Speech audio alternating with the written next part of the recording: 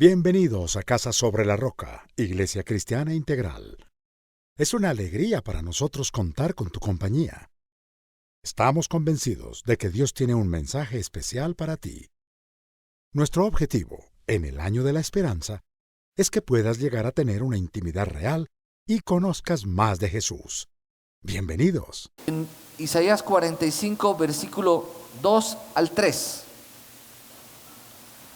que es una promesa hoy para cada uno de nosotros.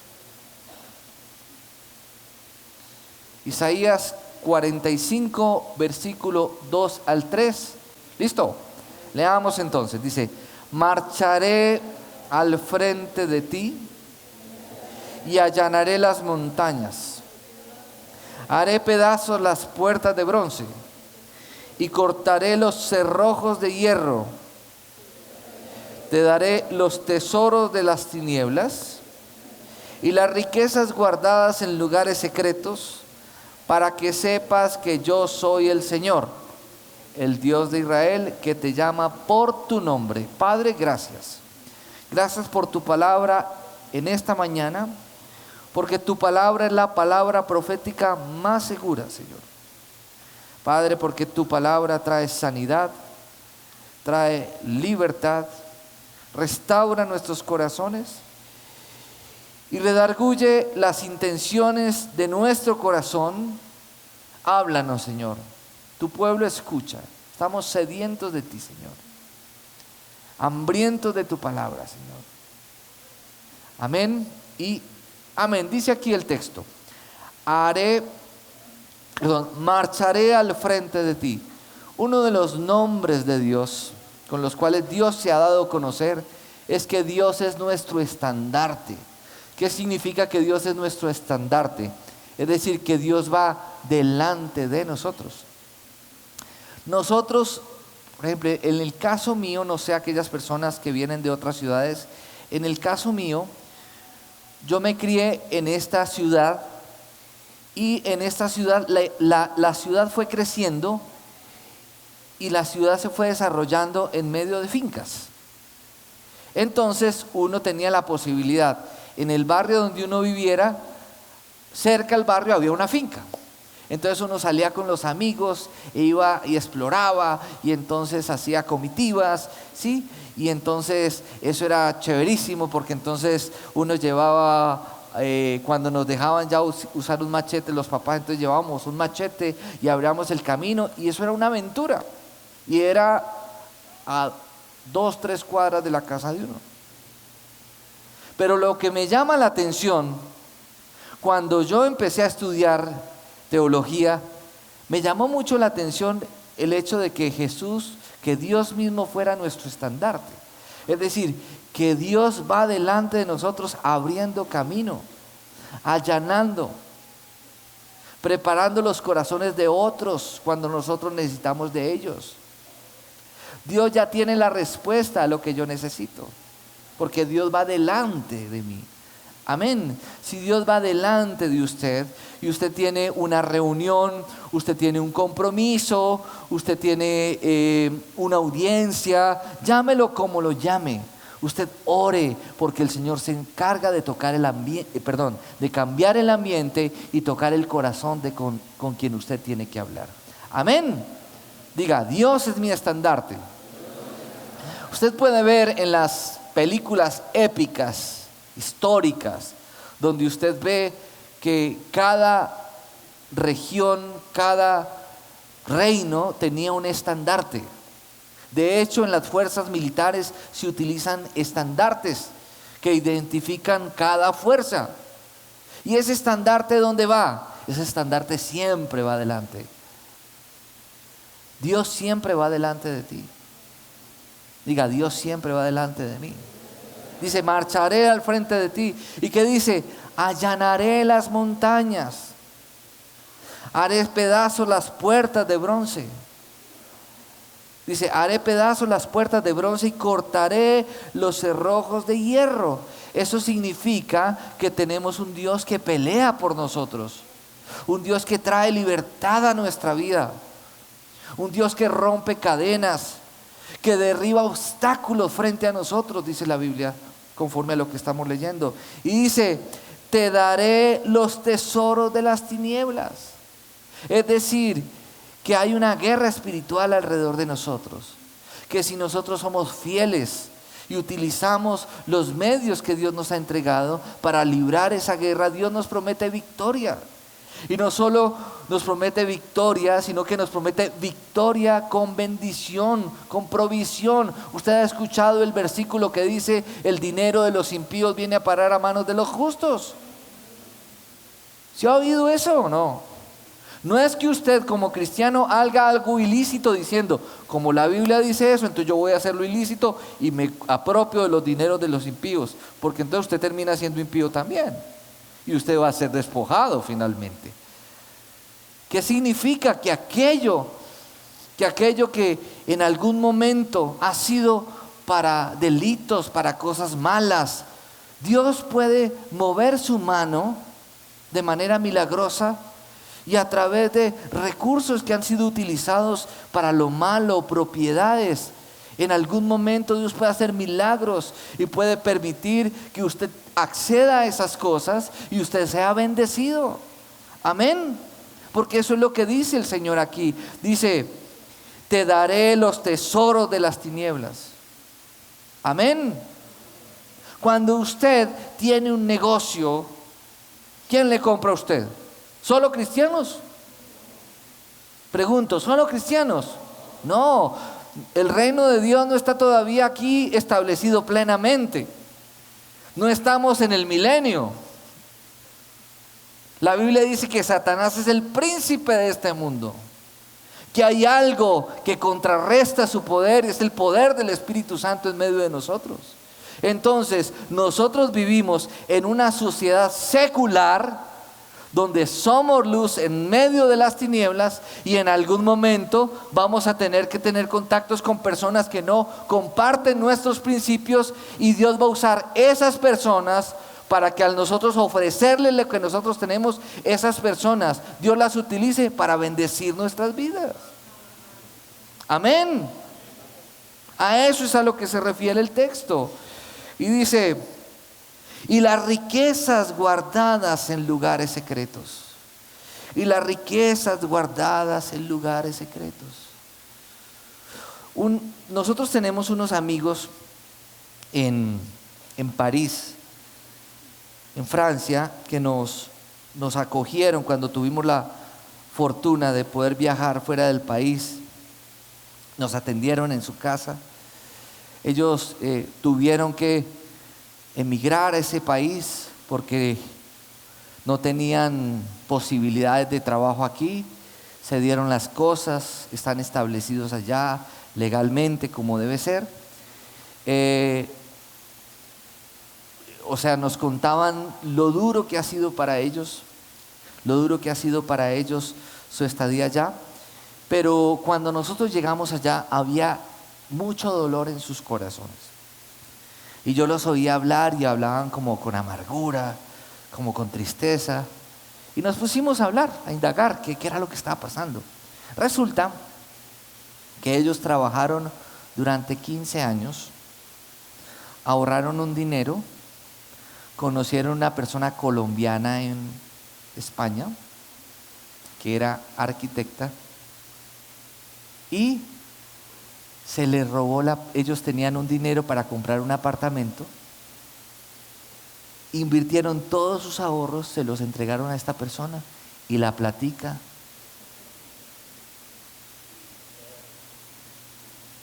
O sea, cuando usted dice ahorrar 15 años, ahorrar trabajo de limpiar casas, hacer trabajos muy difíciles, abstenerse de muchas cosas para pensar en una inversión buena y pensar en que, pensando ellos, si algún día envejecemos acá, va a llegar un momento en que con esa inversión que hicimos vamos a tener un lugar donde vamos a vivir tal vez mejor que como estamos aquí. Y se perdió la plática. Y ella estaba todo el tiempo. Y la señora decía y se quejaba y se quejaba. Y el esposo también se quejaba. Y oramos, hicimos como un proceso de una pequeña sanidad interior allí. Y orábamos por eso. Pero lo impresionante de esto es que dice, mi hija Camila, estábamos en medio de la conversación y mi hija dice, el dinero no se perdió. El dinero está escondido. Y lo dijo y nos quedamos todos como plop. Y después me puse a pensar. ¿Y sabe una cosa? El que es despojado será restituido. Amén. Y no será restituido una vez, sino que Dios dice que será restituido 7 veces. Y eso que nosotros hoy vemos con los ojos de la razón y decimos, esa plática se perdió en el reino de Dios, que es un reino de principios, como lo aprendíamos ayer. Ese dinero está escondido y en algún momento Dios se lo va a retornar a usted. ¿Cómo? No sé. Amén. ¿Usted lo cree o no lo cree? Porque quien se mete con usted, se mete con un hijo de Dios. Quien se mete con usted, se mete con la niña de los ojos de Dios. Amén, iglesia. ¿Sí lo creo o no lo cree? Y dice después, te daré los tesoros de las tinieblas y las riquezas guardadas en lugares secretos. Pero me llama mucho la atención, ¿para qué? O sea, ¿para qué Dios permite esto? Mire el para qué.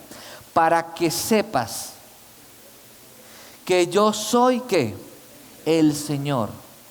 Y uno de los nombres del Señor es, yo soy tu proveedor, yo soy tu sanador, yo soy tu estandarte, yo soy tu pastor, yo soy quien pelea por ti, yo soy todo lo que tú necesitas. Dice, para que sepas que yo soy el Señor, el Dios de, diga su nombre, que te llama por tu nombre. Dios te llama por tu nombre.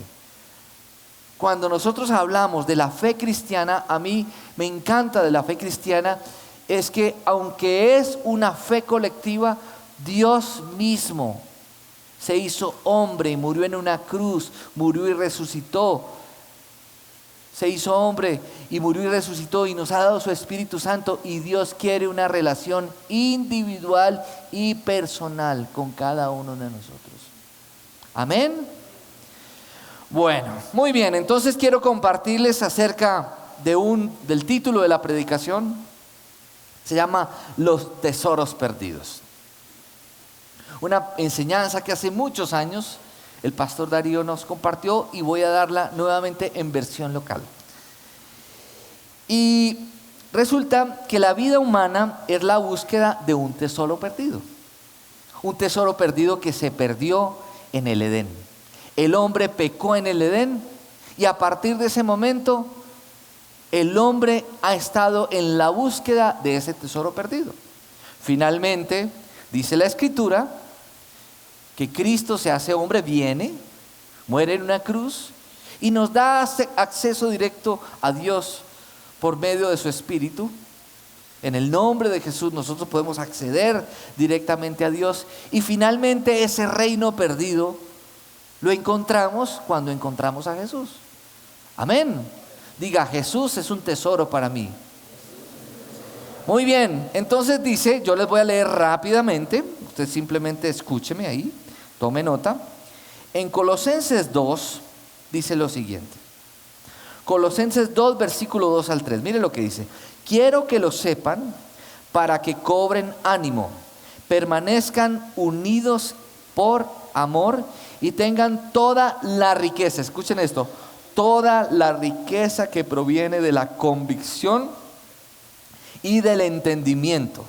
Así conocerán el misterio de Dios, es decir, a Cristo, en quien están escondidos, en quien están escondidos todos los tesoros de la sabiduría y del conocimiento. Versículo 9 al 10, dice, toda la plenitud de la divinidad habita en forma corporal en Cristo.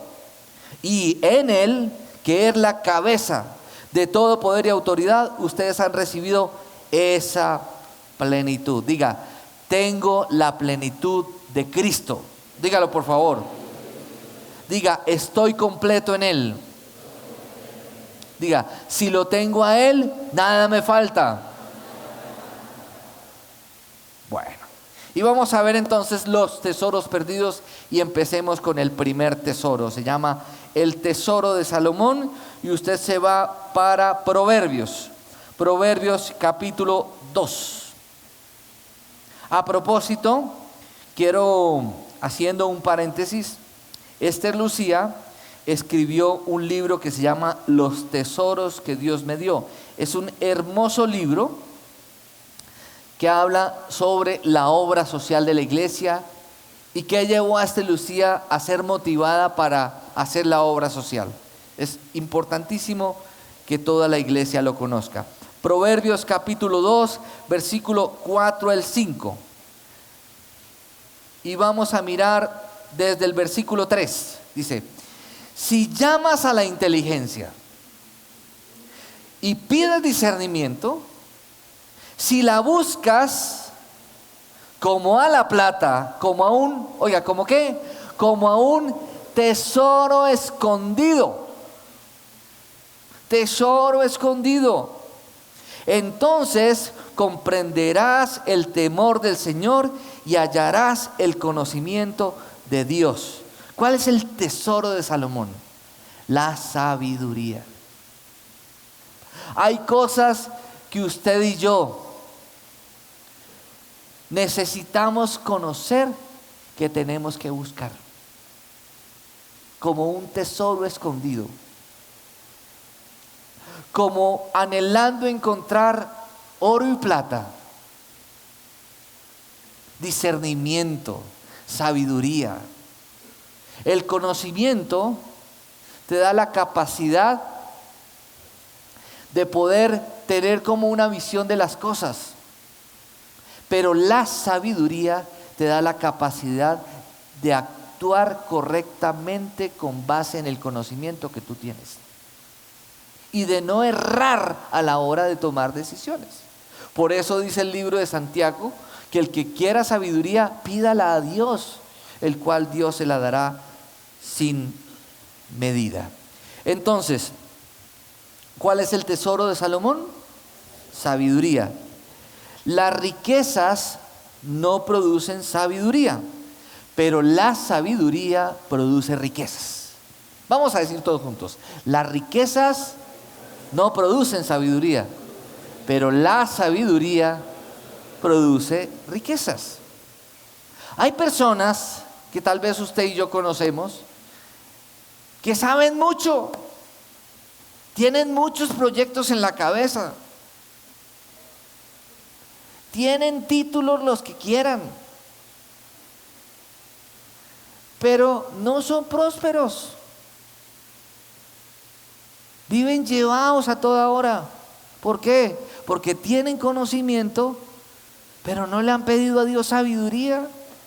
Y hay personas que yo conozco que tal vez no tienen el conocimiento que ellos tienen, pero son personas sabias y saben poner el conocimiento que tienen y su confianza en Dios y el temor al Señor, y Dios abre puertas y bendice sus manos. Vuélvalo a decir conmigo. La riqueza no nos da sabiduría, pero la sabiduría nos da riqueza. Amén. Entonces, hay una historia muy bonita. Voy a hablarles algunos apartes de Sam Walton, o Walton, no sé, no tengo muy buen inglés, que es el creador de la tienda más grande que hay en el mundo, que se llama Walmart. Un hombre cristiano, un hombre radical, con unas convicciones firmes. Y el dueño de Walmart, cuando creó un sencillo supermercado y reunió a 8 de sus empleados, les dijo: esto no es un negocio, esto es un servicio. Y les dijo: Mi idea es que la gente pueda tener un mercado más barato para sus familias. Y cuando le replicaron sobre si era un negocio, él explicó con mucha sabiduría lo siguiente, y quiero que usted se lo lleve hoy en su corazón. ¿Qué dijo? Si yo monto un servicio, Dios me dará un negocio. Pero si yo monto un negocio que no tiene la capacidad de suplir las necesidades de la gente, jamás seré bendecido. ¿Cómo la ven? ¿La tenía clara o no? Entonces, antes de montar una tienda en cualquier parte del mundo, desde luego hace su estudio de mercadeo y hace una encuesta para saber cuáles son las necesidades del lugar donde se va a establecer. Y eso es lo que él ofrece a la gente. Negociante, sí, pero un hombre sabio. Tiene becados a más de 100,000 jóvenes de escasos recursos en todo el mundo y apoya a 18,595 entidades cristianas que ayudan a los necesitados. ¿Cuál cree usted que es la clave para que este hombre sea prosperado? Ahí se los dije. Es un hombre generoso, pero es un hombre generoso porque es un hombre sabio. Y él dice, y lo dice abiertamente, dice, mi mejor negocio es mi relación con Dios y mi familia. Esa es mi mayor empresa, mi familia. Y entonces usted va a decir conmigo, las riquezas no producen sabiduría, la sabiduría produce riquezas. Vamos al segundo tesoro y se llama el arca perdida. El arca perdida. Primera de Samuel, capítulo 4, versículo 19. Primera de Samuel 4, 19.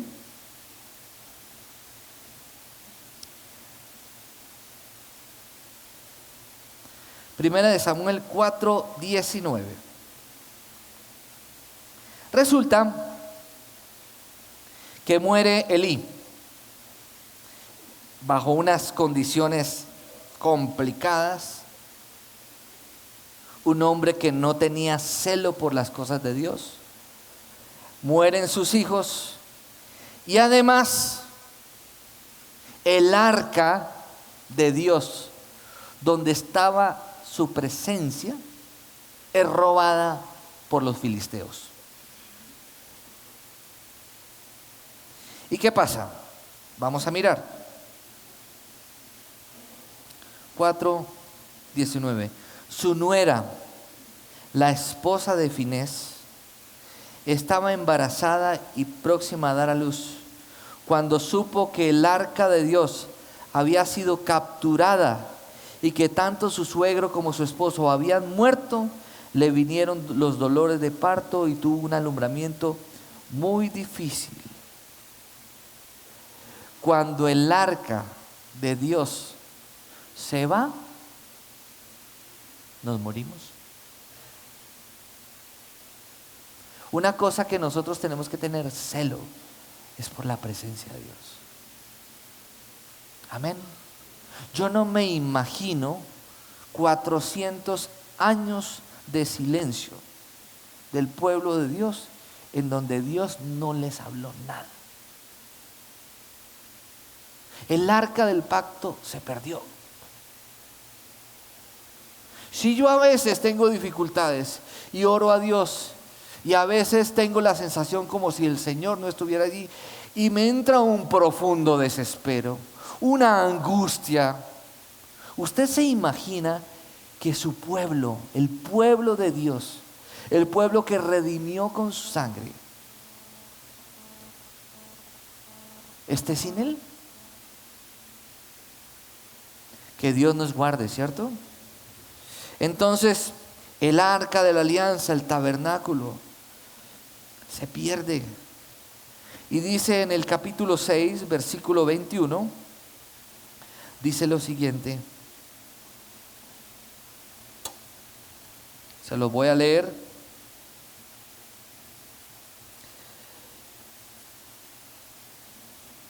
Así que mandaron este mensaje a los habitantes de Kiriat Jearim: los filisteos han devuelto el arca, vengan y llévensela.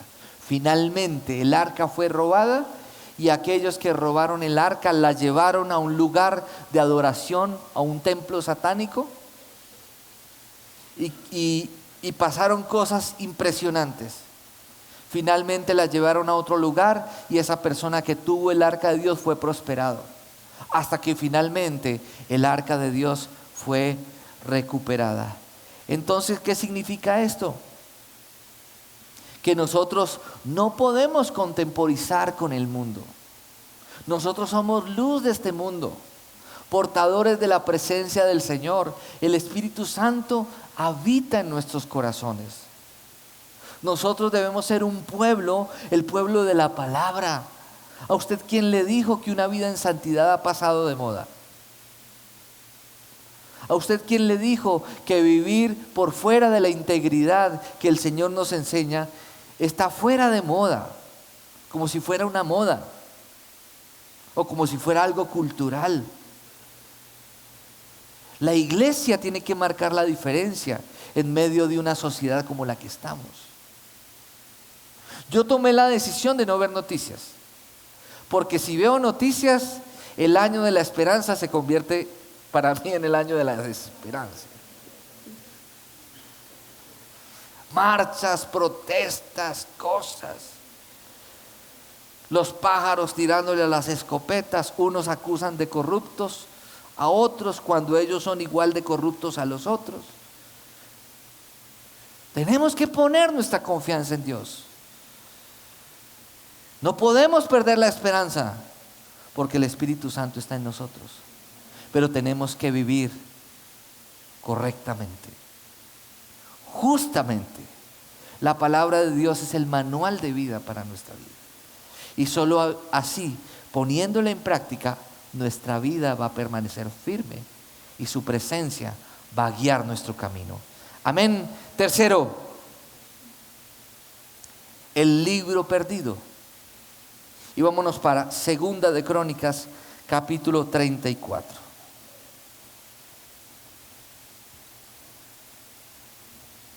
Segunda de Crónicas 34. La Biblia dice que Josías había ascendido al trono, reinó en Jerusalén. Josías hizo lo que agrada al Señor. ¿Y qué ocurrió? Pasaron muchas cosas después del reinado de Josías. Pero lo que ocurrió en el pueblo de Dios fue que, acuérdese que en ese tiempo, ellos no leían la Biblia ni en celulares, ni en iPads, ni tenían un libro como el que nosotros tenemos. Ellos tenían unos rollos y ellos se reunían frecuentemente y los sacerdotes leían los textos bíblicos.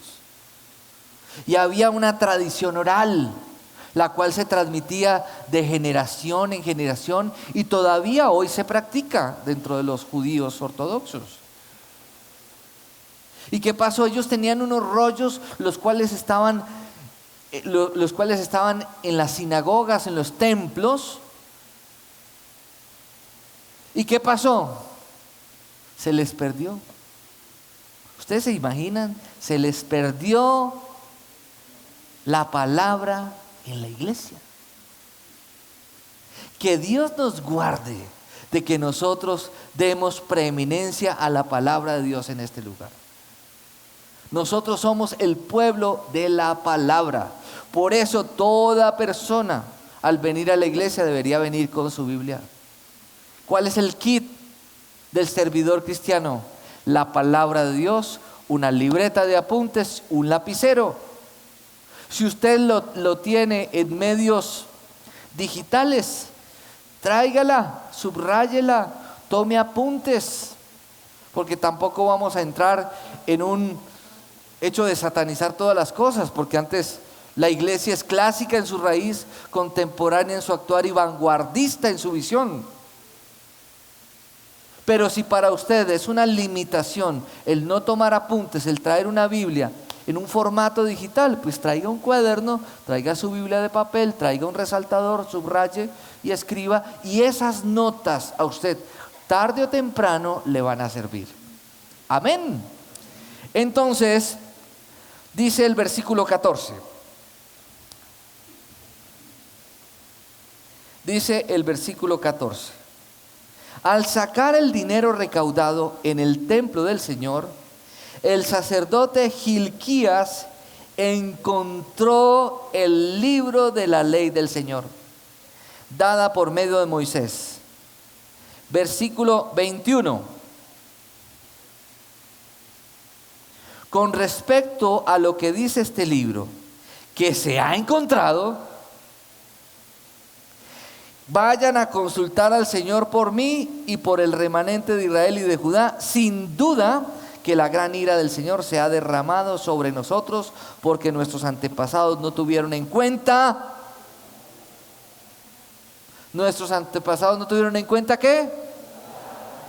Dice la Escritura en el libro de Oseas: mi pueblo se perdió porque le faltó conocimiento. ¿Conocimiento de qué? Conocimiento de su palabra. Que Dios nos guarde. Y a muchos cristianos hoy aquí, el libro se les ha perdido. Leen la Biblia escasamente el domingo, si no es que se les queda en la casa.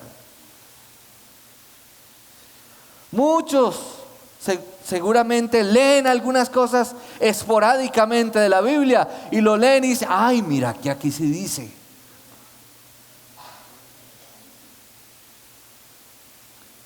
¿Usted cree que por qué nosotros, que venimos de una tradición, tenemos dificultades en la educación que recibimos? ¿Por qué? Porque fuimos formados en una tradición y no fuimos formados en unos principios bíblicos. Mi pueblo se perdió porque le faltó conocimiento. Pero hoy tenemos la oportunidad, hoy que nos ha llegado este libro a nuestras manos, de poder transformar nuestra sociedad, cambiar la historia de nuestras familias y ser guiados a un puerto seguro por medio de su palabra, que está disponible para cada uno de nosotros. Entonces, que se nos pierda cualquier cosa, pero que no se nos pierda la palabra. A propósito, este año se cumplen 500 años de la Reforma Protestante.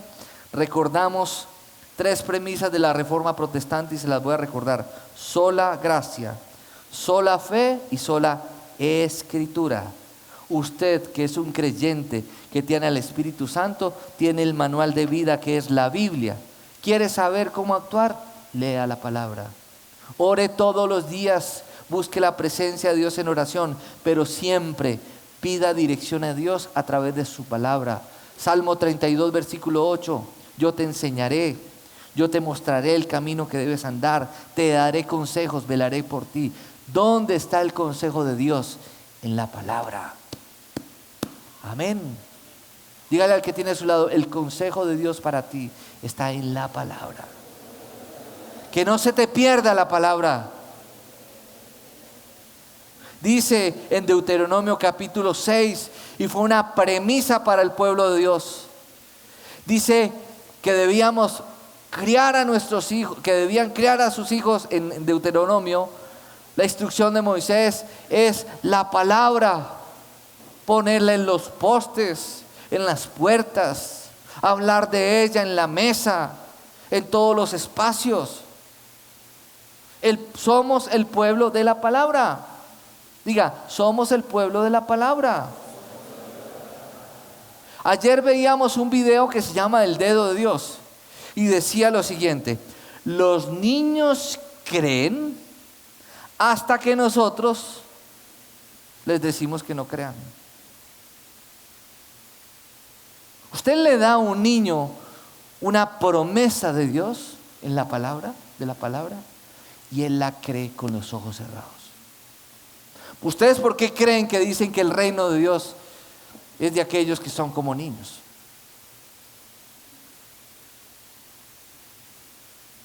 Aquí están las promesas de Dios. ¿Y saben cómo son las promesas de Dios? Dice la Biblia que son grandes y magníficas.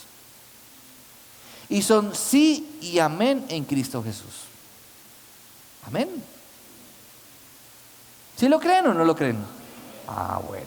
Espero que sí lo crean. Listo. Entonces vamos a mirar Lucas capítulo 15, versículo 3 al 7, el cuarto tesoro que se ha perdido. Primero, ¿cuál es? ¿Me ayudan? Tesoro de Salomón, ¿cuál es? La sabiduría. Segundo,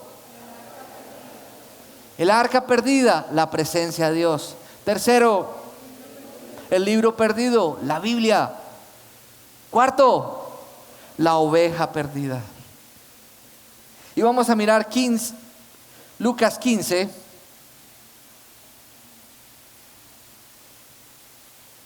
Lucas 15, versículo 3 al 7.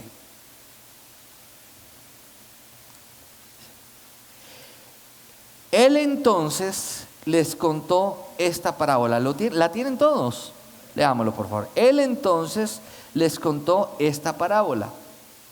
Supongamos que uno de ustedes tiene 100 ovejas y pierde una de ellas. No deja las 99 en el campo y va en busca de la oveja perdida hasta encontrarla. Versículo 5. Y cuando la encuentra, lleno de alegría, la carga en los hombros y vuelve a la casa. Al llegar, reúne a sus amigos y vecinos y les dice: alégrense conmigo, ya encontré la oveja que se me había perdido. Versículo 7. Les digo que así es también en el cielo. Habrá más alegría por un solo pecador que se arrepienta que por 99 justos que no necesiten arrepentirse. Hoy en día la iglesia de este tiempo ha perdido sus ovejas. Y no estamos haciendo nada para recuperarlas. Y no son las ovejas nuestras, son las ovejas del Señor, pero que Dios nos las ha entregado a nosotros. Amén. Y cuando hablamos de recuperar la oveja perdida, no solamente el pastor, desde luego yo tengo una responsabilidad mayor, pero cada uno de nosotros podemos hacer algo para recuperar la oveja perdida. Cuando sabemos que alguien no ha vuelto a la iglesia, cuando sabemos que alguien está enfermo, cuando sabemos que alguien tiene una necesidad, usted levante la mano. Si usted puede ayudar, ayude, llámelo. Si usted no lo puede hacer, venga y cuénteme. Tenemos un ministerio de oración, tenemos un ministerio de Lucas dentro del ministerio de oración. Tenemos una posibilidad de una asistencia social a través de misericordia, amor y servicio. Y si alguno se va porque no le gustó la iglesia, bueno, es muy respetable. Oramos por él, lo bendecimos y que a donde vaya con la bendición de Dios, pueda apoyar al pastor donde va a llegar, pueda crecer en su fe. Pero que nadie se vaya porque se sintió desatendida por nosotros. Y si en algún momento usted ha sentido desatención de parte de nosotros, yo les pido perdón. Amén. Porque no quiero que finalmente, como aprendimos aquí, las ovejas se pierdan. Porque esa no es la voluntad de Dios. Amén. Entonces, muchos desertan de la fe cristiana. Por ejemplo, voy a contarles de algunos personajes. No sé si usted lo recuerda, no sé si usted es de otra generación.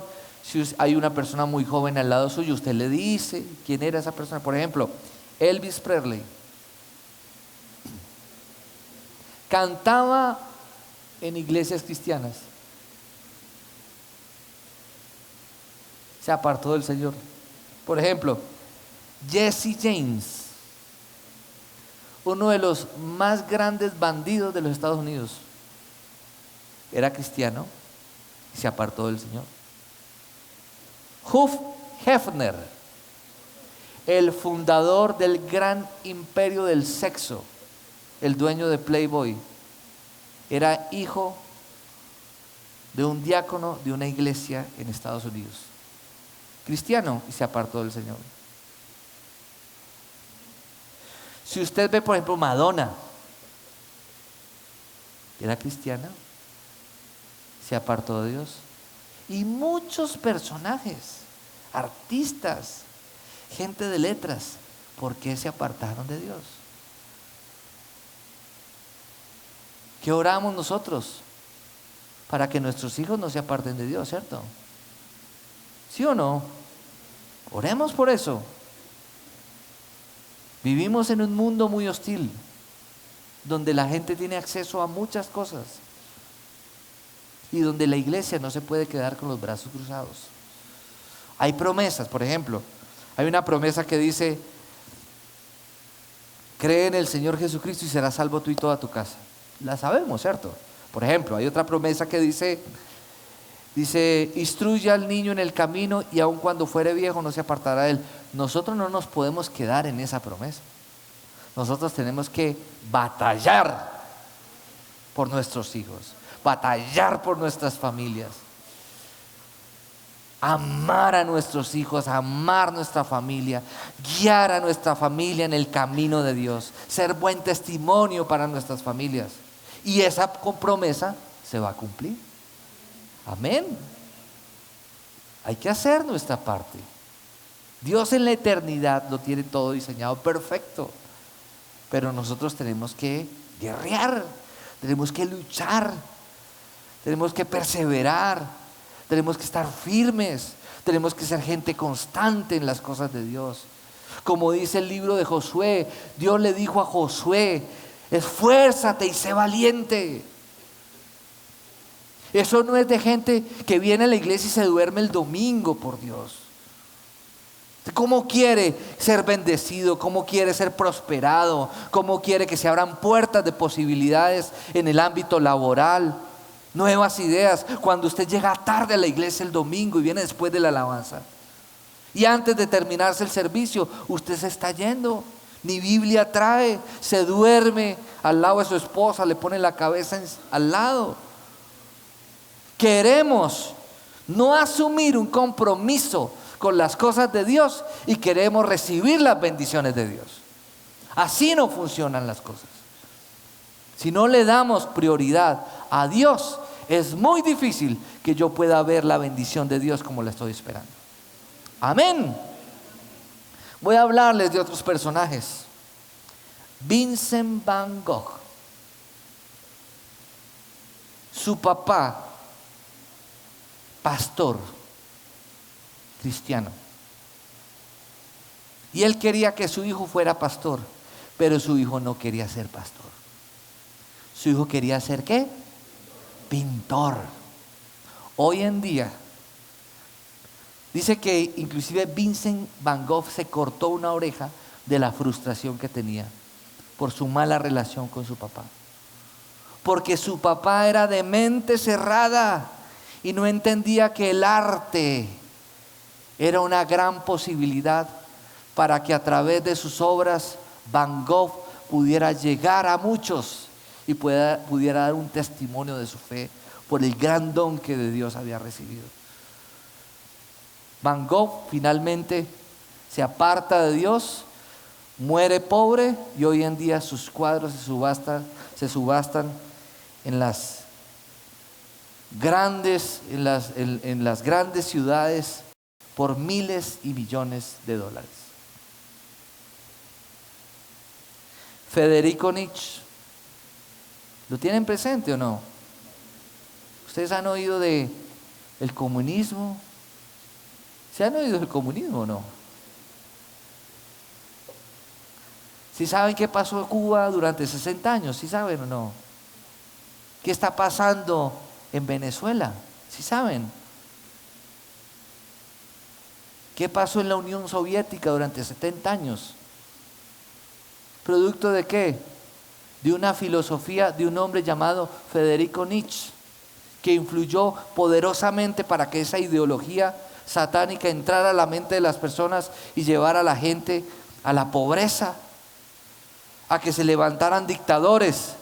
Y este hombre, su papá era pastor. Y este joven fue cristiano cuando niño y se apartó del Señor.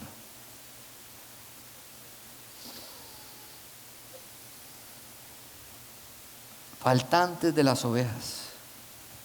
Dios nos libre de ser piedras de tropiezo, porque la Biblia dice que cuando usted y yo somos piedra de tropiezo para que una persona se acerque a Dios, dice que más nos valdría a nosotros ponernos una rueda de molino con un lazo y ser echada al fondo del mar. Diga conmigo: el Señor es mi pastor, el pastor no es mi Señor. Bertrand Russell, filósofo,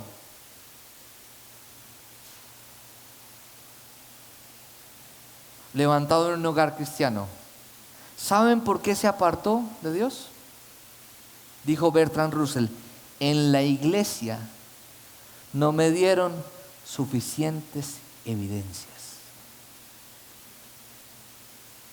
Queridos, la iglesia tiene posibilidades de que usted crezca espiritualmente, de que usted se edifique, de que usted conozca, de que reciba una formación teológica, para que no le metan gato por liebre y para que usted pueda dar razones con respecto a su fe, respuestas con respecto a su fe.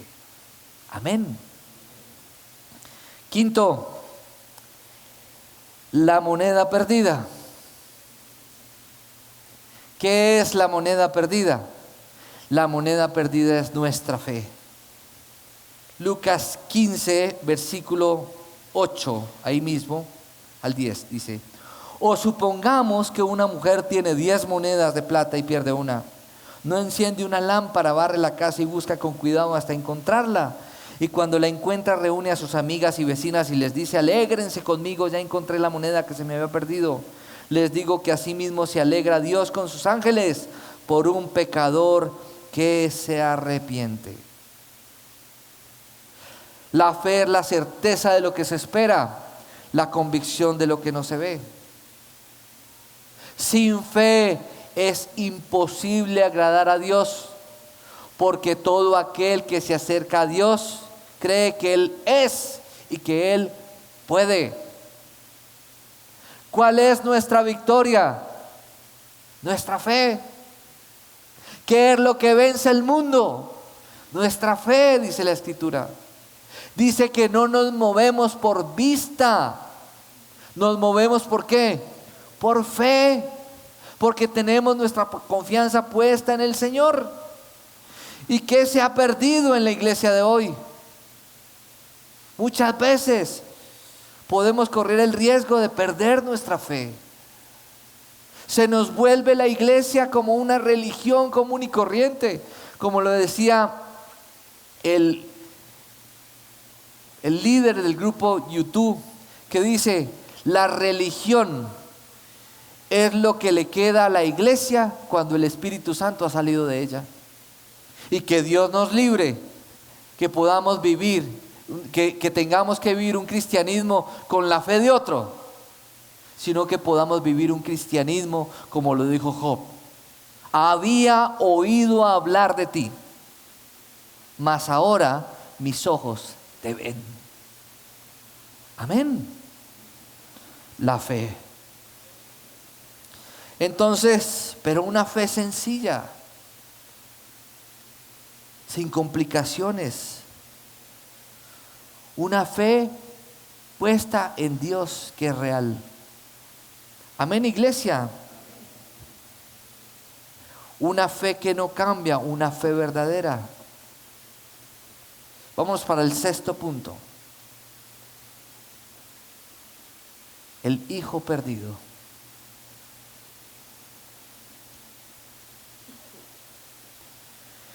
Todos nosotros conocemos la historia del hijo pródigo, ¿cierto? Un hijo que lo tenía todo en la casa de su padre, pero que tomó la decisión de reclamar su herencia en vida. Se fue de su hogar, de su familia, de sus comodidades, derrochó todo lo que tenía y terminó comiendo con los cerdos en una granja. ¿Se acuerdan? En ese momento ese hombre tiene un momento de lucidez y recuerda, en la casa de mi padre puede haber habitación para los empleados, yo iré y pediré perdón por lo que he hecho. Y tal vez si voy y le digo a mi padre que me deje vivir con uno de los que trabajan con él, a lo mejor yo puedo acceder a la misericordia del Padre. Esa parábola hace alusión a lo que es el Padre y lo que es nuestra relación con Él. Que así usted y yo le fallemos, Él como Padre siempre va a estar esperándonos con los brazos abiertos. Y puede que usted y yo hayamos derrochado mucho de lo que Él hemos recibido. Pero Dios, que es bueno y grande en misericordia, nos puede dar la oportunidad a través de un genuino arrepentimiento para ser restituidos en lo que hemos despreciado del Señor. Y finalmente este joven llega a la casa de su padre. Su padre lo recibe, le pone un anillo de oro, le pone una nueva vestidura, hace una fiesta, pero hay un personaje en medio de la fiesta. ¿Quién es? El hermano juicioso. El que ha estado toda la vida en la iglesia, desde chiquito, que no sabe lo que es sacarse un moco, que nunca se le ha escapado un gas en medio de la gente. Y perdónenme lo que digo, pero quiero ser ilustrativo porque quiero hablarles sin tapujos. Aquel que se cree más bueno que los otros cristianos, que tiene una manera de hablar, pero que es achapao, porque puede que no haya hecho lo que les acabo de decir, pero cuando nadie lo está mirando, él es un simple religioso que se porta muy bien en la iglesia, pero es una persona que juzga a otros, que es chismoso, que es burletero, que le hace bullying a los mismos cristianos. Es tan pecador como aquel que se apartó de Dios.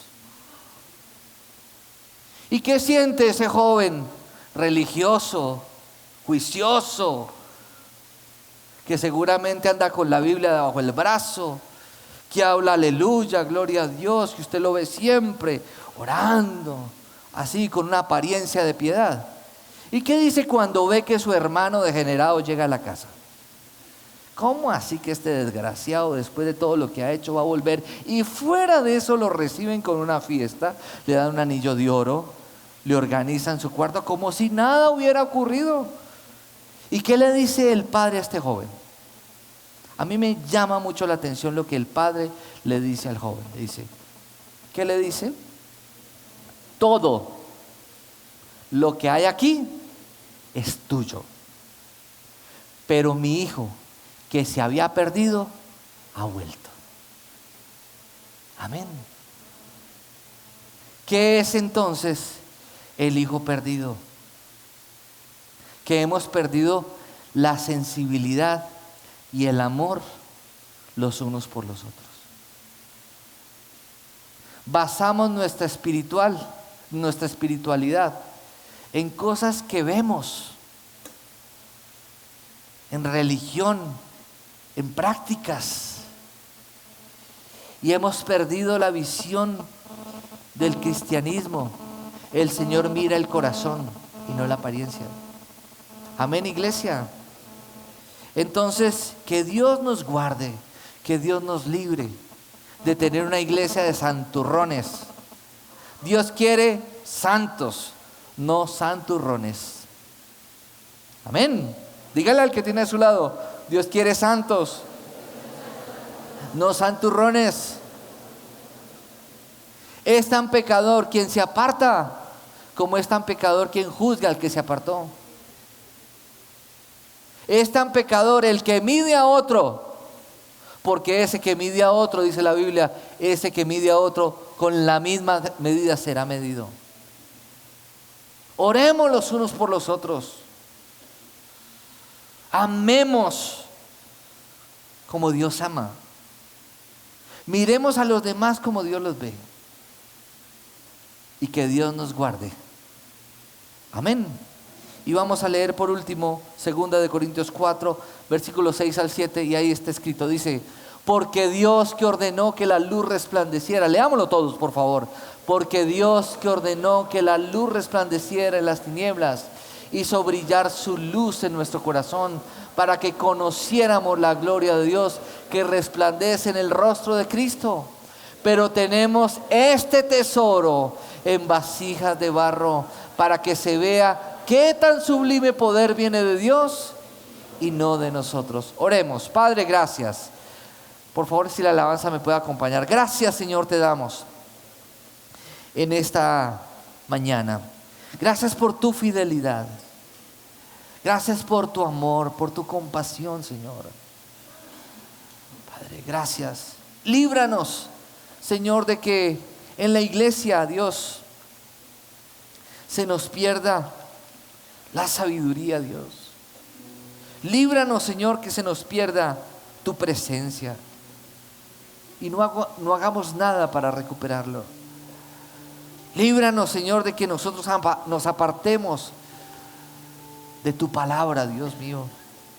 Líbranos, Señor, de volvernos insensibles frente a aquel que se pierde, Dios. Señor, que perdamos cualquier cosa, pero que no perdamos la esperanza y la fe, Señor. Perdona nuestra incredulidad en momentos difíciles. Señor, perdónanos por nuestra insensibilidad frente a aquel que por circunstancias de la vida ha tomado malas decisiones. Líbranos del juicio entre nosotros, Señor.